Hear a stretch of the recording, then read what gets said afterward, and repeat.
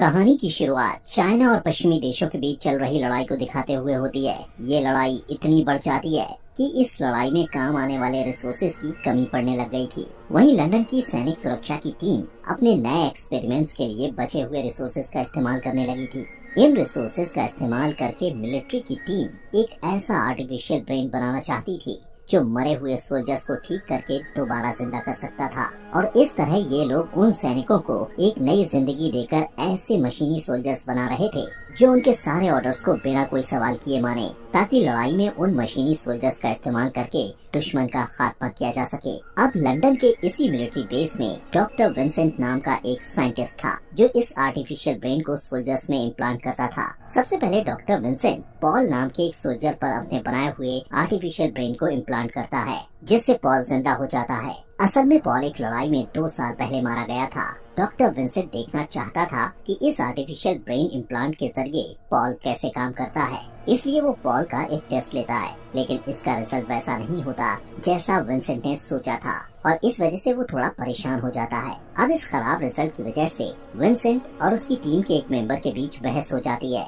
क्योंकि उनका कहना था कि पॉल को खत्म कर देना चाहिए, जबकि विंसेंट उसे जिंदा रखना चाहता था। इसी दौरान पॉल एक पेन उठाता है और अचानक से विंसेंट को गले लगा लेता है। उसकी इस हरकत से विंसेंट काफी हैरान हो जाता है और उससे बैठने के लिए कहता है, लेकिन पॉल उसकी बात नहीं मानता और उसके सीने में पेन घोंप देता है, जिससे विंसेंट एक कंप्यूटर स्क्रीन के ऊपर गिर जाता है और पूरे स्क्रीन पर उसका खून बहने लगता है। अब क्योंकि पॉल एक खतरा बन गया था, इसलिए विंसेंट पॉल के सिस्टम को बंद करने के लिए कंप्यूटर पर कमांड डालने लगता है, लेकिन इससे पहले कि वो उसे बंद कर पाता, विंसेंट देखता है कि पॉल और भी ज्यादा गुस्से में है और वो बेरहमी से उसके टीम के लोगों को मार रहा है। इसके बाद पॉल एक बंदूक उठाकर विंसेंट की तरफ पॉइंट कर देता है, लेकिन जल्द ही उसे अपनी गलती का एहसास हो जाता है और वो तुरंत ही बंदूक नीचे करके विंसेंट से माफी मांगता है। तभी वहाँ लैब की सिक्योरिटी टीम आ जाती है और पॉल के सर पर गोली मार देती है। इसके बाद विंसेंट का इलाज किया जाता है। इलाज के कुछ देर बाद विंसेंट को एक डरावना सपना आता है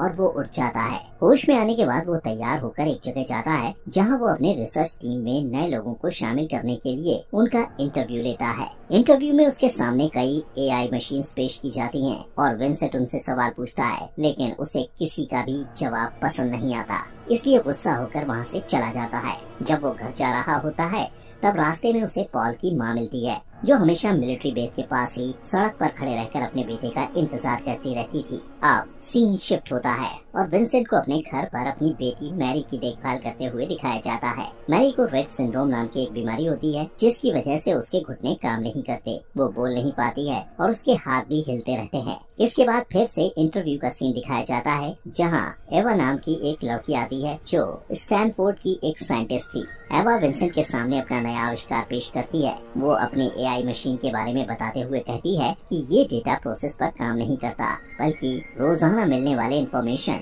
और उससे होने वाले एक्सपीरियंस पर काम करता है। विंसेंट उसकी बात पर गौर करता है और पूछता है कि एआई मशीन को एक्सपीरियंस कहाँ से मिलता है। एवा बताती है कि आर्टिफिशियल इंटेलिजेंस के साथ रोज बातें करती है और उन्हीं बातों से उसे एक्सपीरियंस मिलता है। इसके बाद विंसेंट उस एआई का टेस्ट लेता है और उसके नाम के साथ साथ उससे और भी कई सारे सवाल पूछता है। उसके जवाब से विंसेंट काफी इम्प्रेस होता है और टेस्ट के बाद एवा के इस आविष्कार के लिए उसकी तारीफ करता है और कहता है कि उसने बहुत अच्छी प्रोग्रामिंग तैयार की है। लेकिन एवा कहती है कि ये प्रोग्राम नहीं बल्कि मशीन है जो सारे सवाल के जवाब खुद ही देती है। इसके बाद विंसेंट सबके लिए 10 मिनट का ब्रेक अनाउंस कर देता है। एवा को लगता है कि उसे टीम में शामिल नहीं किया जाएगा, इसलिए वो उदास हो जाती है और अपना सामान लेकर जाने लगती है, लेकिन विंसेंट उसे रोकता है और उसे उसके एआई के बारे में पूरी जानकारी देने के लिए कहता है। एवा भी अपनी समझदारी दिखाती है और कहती है कि अगर वो उसे अपनी टीम में शामिल करेगा तभी वो उसे सारी बात बताएगी। विंसेंट कहता है कि एवा को उसकी निगरानी में काम करना चाहिए, क्योंकि उसके पास क्वांटम कंप्यूटर और बहुत सारे फंड और बहुत अच्छी रोबोटिक टीम है।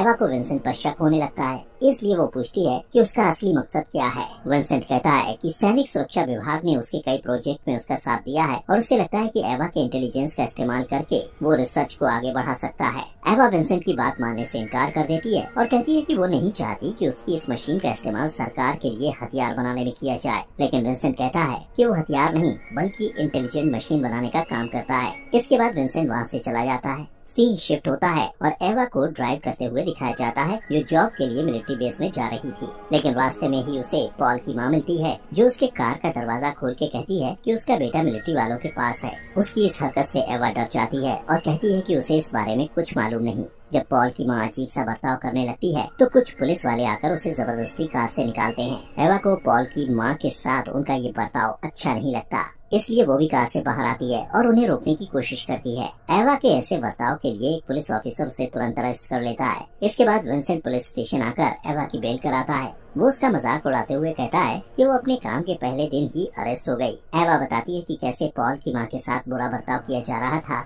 लेकिन विंसेंट कहता है कि उसे पॉल की माँ से हमदर्दी जताने की जरूरत नहीं है, क्योंकि उसकी दिमागी हालत ठीक नहीं है। उसका बेटा एक लड़ाई में 2 साल पहले मर चुका है और वो अभी तक इस सदमे से बाहर नहीं आ पाई है, और विंसेंट को इस बात का अफसोस भी है। इसके बाद विंसेंट एवा को मिलिट्री बेस की आसपास की जगह दिखाता है।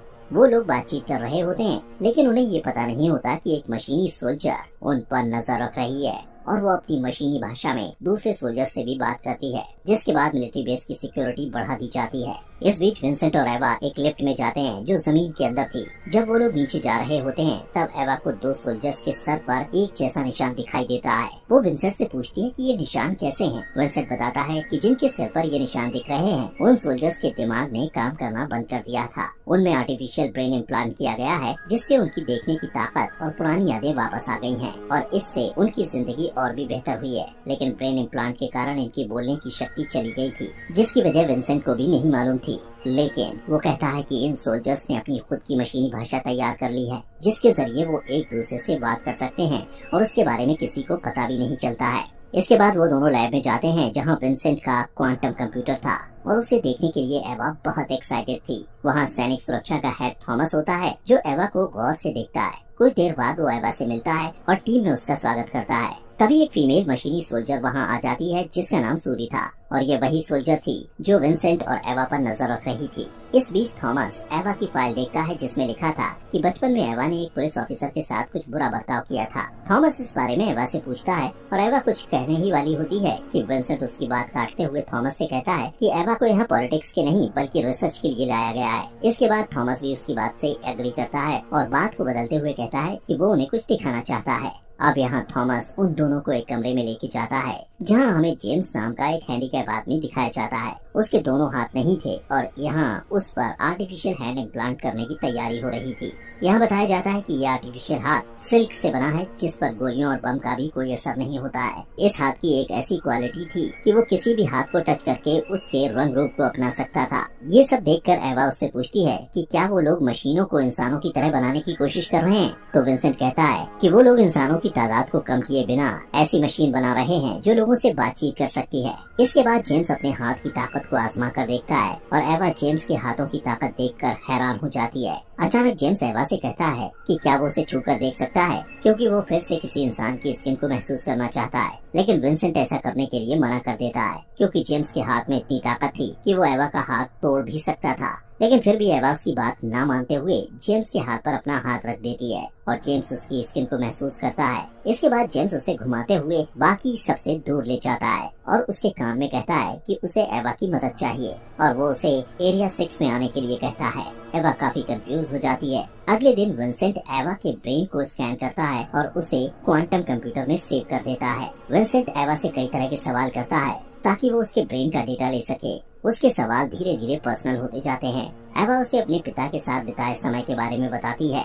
विंसेंट भी उसे बताता है कि वो बिल्कुल उसकी बेटी की तरह है, क्योंकि उसकी बेटी को भी कंप्यूटर पसंद है। तभी एवा बात को घुमाकर उसे एरिया 6 के बारे में पूछती है। विंसेंट कहता है कि एरिया 6 में उन सोल्जर्स का इलाज किया जाता है जिनका ब्रेन डैमेज हो गया है, लेकिन एवा को लगता है कि वो कोई जेल है। विंसेंट कहता है कि वो इस बारे में उसे और कुछ नहीं बता सकता, क्योंकि उसे इस बारे में कुछ पता नहीं है। ये कहकर वो वहाँ से चला जाता है। अगले दिन एवा लैब जाते वक्त एरिया 6 की तरफ चली जाती है। वो सबसे छुपते हुए वहाँ पहुँच जाती है और एक कांच की खिड़की से देखती है कि एरिया 6 बिल्कुल जेल की ही तरह है, जिसे कई सारे गार्ड्स घेरे हुए हैं। यहाँ उसका शक यकीन में बदल जाता है। उसी वक्त कुछ मशीनी सोल्जर्स उसके पीछे आ जाते हैं और एवा बिना कुछ कहे वहाँ से चली जाती है, जैसे कुछ हुआ ही न हो। इसके बाद वो लैब में आती है, जहाँ विंसेंट एवा के दिमाग को स्कैन करता है और इस बार एवा के इमोशन को चेहरे के एक्सप्रेशन की मदद से सेव किया जाता है। इस बीच विंसेंट पूछता है कि क्या वो लैब आते समय रास्ता भटक गई थी। एवा को समझ नहीं आता कि उसे क्या कहना चाहिए, इसलिए वो कहती है हाँ मैं रास्ता भटक गई थी। लेकिन विंसेंट को पता था कि वो झूठ बोल रही है और उसकी इस हरकत से नाराज होकर वो कहता है कि एवा को अपने काम से काम रखना चाहिए और वहाँ इधर उधर घूमना नहीं चाहिए। दूसरी तरफ सूरी थॉमसन को एक सीसीटीवी फुटेज दिखाती है और बताती है कि एवा ने एरिया 6 के बारे में जानने के लिए कंप्यूटर को हैक किया था। अगले दिन विंसेंट और एवा साथ मिलकर एक मशीन पर काम कर रहे होते हैं। ये मशीन सीधे एवा के दिमाग से जुड़ी हुई थी। इस बीच विंसेंट अपने बर्ताव के लिए एवा से माफी मांगता है।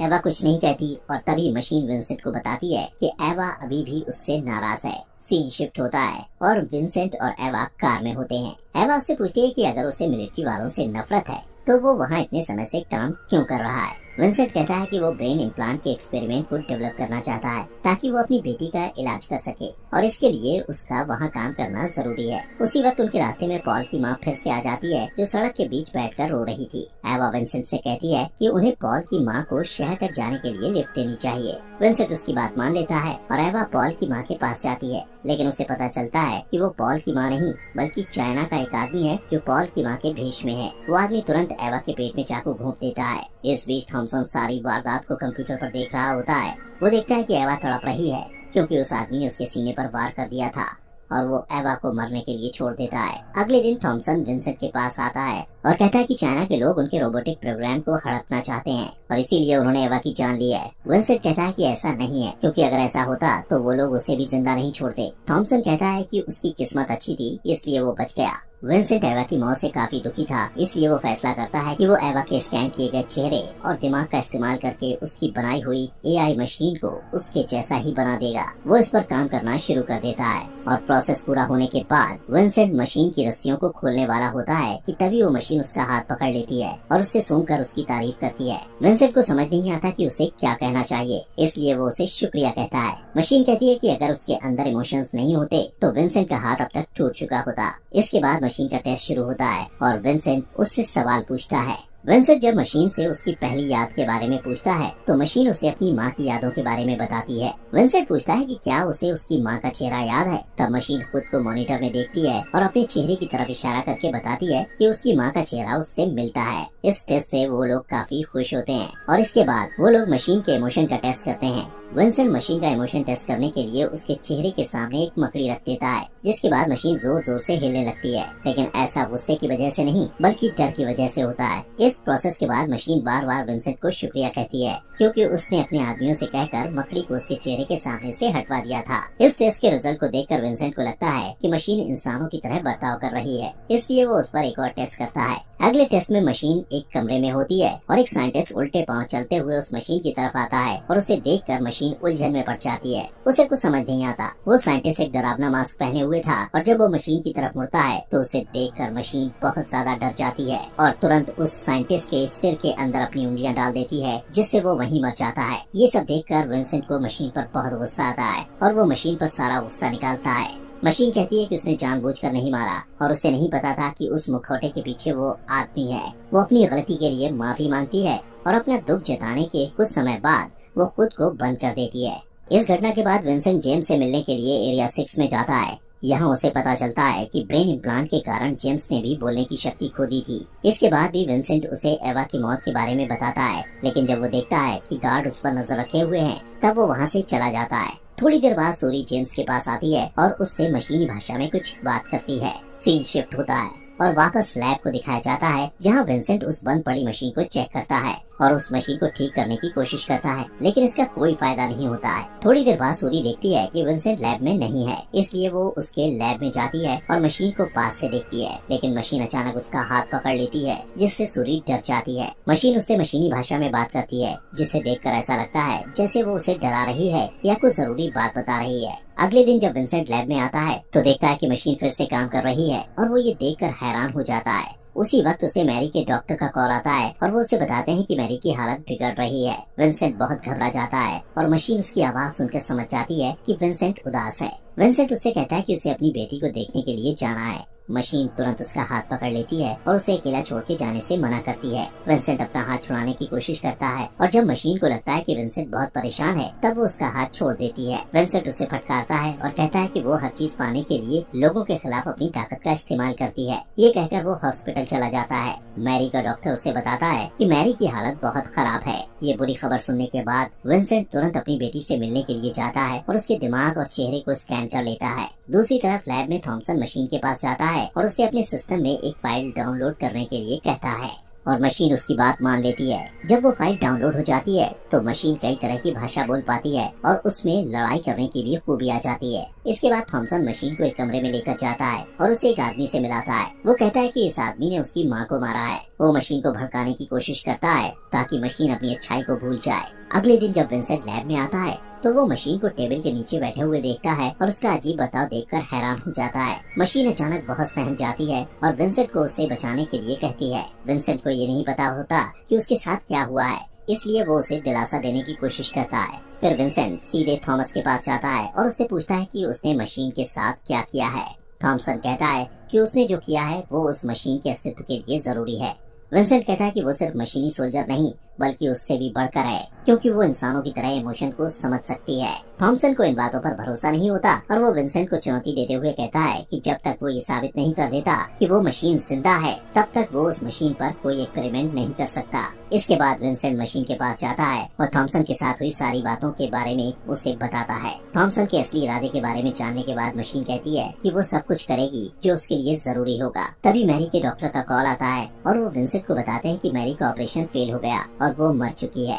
विंसेंट सदमे में चला जाता है और गहरी सोच में डूब जाता है। इस बीच मशीन अनजाने में उसके लिए अपने प्यार का इजहार करती है। सीन शिफ्ट होता है और विंसेंट अपनी बेटी का अंतिम संस्कार करता है। इस बीच मशीन लैब में ही रहकर मिलिट्री की ट्रेनिंग पूरी करती है। मैरी के अंतिम संस्कार के अगले दिन विंसेंट वापस लैब आता है। इतने वक्त तक मिलिट्री में ना होने की वजह से उसे ऐसा लगता है कि वो अपना उद्देश्य खो चुका है। वो कुछ ढूंढ रहा होता है लेकिन उसे वो चीज नहीं मिलती। तभी मशीन वहाँ आती है और विंसेंट को कहती है कि अगर वो खोई हुई चीज को पाना चाहता है तो उसे उस चीज को पास से देखना होगा। उसकी बात मानकर विंसेंट अपनी एक तस्वीर क्वांटम कंप्यूटर पर देखता है। जब वो उसे पास से देखता है तो वो उसे मिल जाता है जो वो ढूंढ रहा था। वो तुरंत थॉमसन के पास जाता है और उसे अपनी नई खोज के बारे में बताता है और कहता है कि मशीन के प्रोग्राम में ऐसा चिप है जो उन्हें सोचने समझने की ताकत दे रहा है। थॉमसन कहता है कि यही वो चीज है जिसकी उन्हें जरूरत थी, क्योंकि सोचने समझने की ताकत की वजह से ही मशीन खुद अपना फैसला ले पा रही है।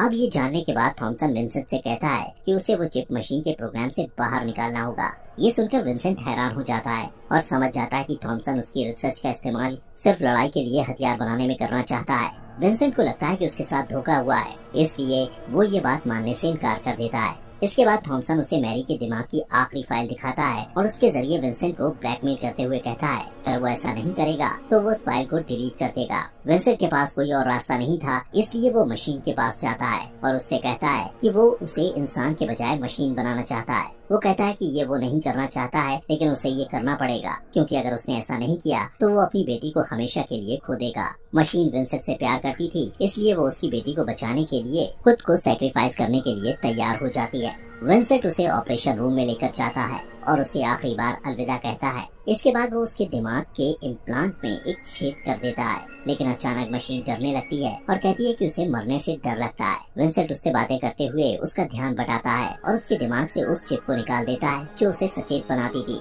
उस चिप को निकालते ही मशीन अपनी जिंदगी खो देती है। इसके बाद विंसेंट थॉमसन के पास जाता है और कहता है कि ऑपरेशन पूरा हो गया है। थॉमसन खुश होता है, लेकिन वो उसे डबल क्रॉस कर देता है और बताता है कि उसने प्रोग्राम को सेव करने के लिए उसकी बेटी की फाइल मिटा दी है। इस बात से विंसेंट बहुत ज्यादा गुस्सा हो जाता है, लेकिन इससे पहले कि वो कुछ कर पाता थॉमसन के आदमी उसे पकड़ ले जाते हैं। कुछ दिन बाद मशीन पूरी तरह मशीन बन गई और अब वो लड़ाई में भी एक्सपर्ट हो गई थी। अब थॉमसन उसका आखिरी टेस्ट करने वाला था। इस बीच सूरी और बाकी सोल्जर भी अपने किसी प्लान को अंजाम देने की तैयारी कर रहे थे, जिसका इंतजार उन्हें बहुत समय से था। अब मशीन के आखिरी टेस्ट का दिन भी आ जाता है और एक मशीनी सोल्जर विंसेंट को एक कमरे में लेकर आता है जहां उसे बांध दिया जाता है। विंसेंट देखता है कि मशीन ने उसकी तरफ बंदूक साधी हुई है। इसके बाद थॉमसन मशीन से विंसेंट के सर पर गोली चलाने के लिए कहता है। मशीन बिना किसी हिचकिचाहट के बंदूक का ट्रिगर खींचती है, लेकिन बंदूक में गोली नहीं थी और विंसेंट रिलैक्स हो जाता है। यहाँ थॉमसन सिर्फ मशीन का टेस्ट करना चाहता था कि मशीन उसकी बात मानती है या नहीं, इसलिए उसने मशीन के हाथ में खाली बंदूक दी थी। वहीं दूसरी तरफ हम देखते हैं कि जिस साइंटिस्ट ने मशीन के ऑपरेशन के समय विंसेंट की हेल्प की थी, उसे ये बात पता चल गई थी कि विंसेंट ने जो चिप मशीन के दिमाग से निकाली है वो सोचने समझने वाली चिप नहीं बल्कि उसके जीपीएस की एक्स्ट्रा बैटरी है। वो ये बात थॉमसन को बताता है और थॉमसन डर के मारे फैसिलिटी को बंद करने के लिए कहता है और सिक्योरिटी टीम को अलर्ट कर देता है। लेकिन लैब के सारे सोल्जर मशीन की मदद करते हैं और मशीन विंसेंट तक पहुंच जाती है। वो उसे आजाद करती है और बताती है कि इंसानों और मशीनों के बीच की लड़ाई की शुरुआत से ही सारे सोल्जर्स एक दूसरे से बातचीत कर रहे थे और ये प्लान कर रहे थे कि उन्हें कैसे थॉमसन के इरादों को नाकामयाब करना है। दूसरी तरफ हम देखते हैं कि थॉमसन सारे सोल्जर्स को डीएक्टिवेट करने के लिए कंप्यूटर में एक कोड डाल रहा होता है, पर क्योंकि सूरी ने पहले ही सिस्टम को हैक कर लिया था इसलिए थॉमसन को सिस्टम में खराबी दिखाई देती है। इस दौरान विंसेंट अपने लैब में जाता है जहां वो क्वांटम कंप्यूटर में कुछ कमांड डालता है।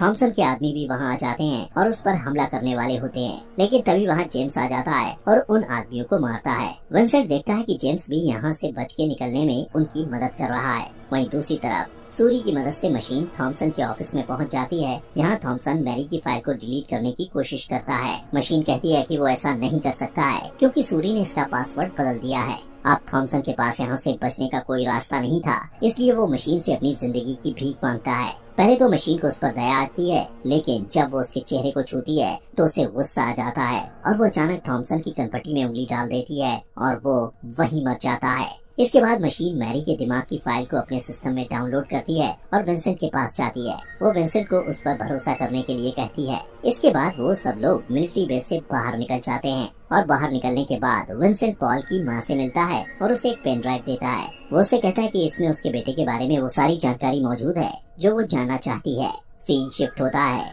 और हम देखते हैं कि विंसेंट मशीन और अपनी बेटी के साथ सूरज को डूबते हुए देख रहा है। दूसरी तरफ सारे मशीनी सोल्जर्स भी मिलिट्री बेस से निकलकर एक नई और आजाद दुनिया में कदम रखते हैं और इसी के साथ ये मूवी खत्म हो जाती है। दोस्तों चैनल को सब्सक्राइब करना मत भूलना।